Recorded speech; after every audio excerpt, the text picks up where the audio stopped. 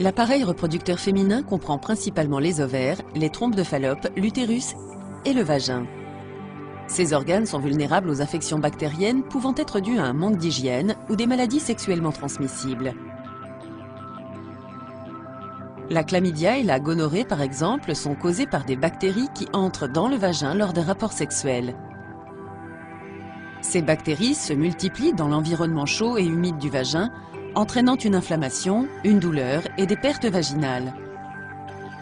Si elles ne sont pas traitées, les infections vaginales bactériennes peuvent s'étendre à d'autres organes internes. Par exemple, les bactéries peuvent entrer dans l'utérus par le col. Dans ce cas, les bactéries peuvent infecter les trompes de Fallope, continuer à se multiplier et créer un tissu cicatriciel. À partir des trompes de Fallope, l'infection peut également s'étendre aux ovaires ainsi qu'à d'autres structures abdominales, telles que la vessie, les intestins et les parois du bassin.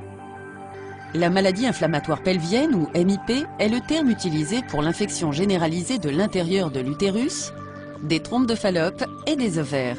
Les symptômes de la MIP peuvent comprendre des pertes vaginales, une douleur pelvienne chronique et de la fièvre.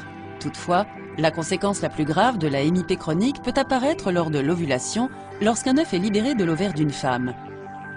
Le tissu cicatriciel laissé par l'infection bactérienne peut entièrement boucher les trompes de Fallope, de telle sorte que l'œuf ne peut pas passer dans l'utérus.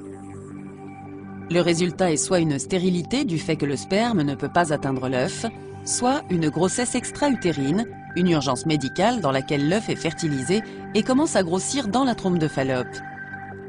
Si vous présentez un symptôme quelconque de maladie sexuellement transmissible ou de la MIP, consultez votre médecin. Une détection précoce et un traitement sont vitaux pour éviter des résultats médicaux déplorables.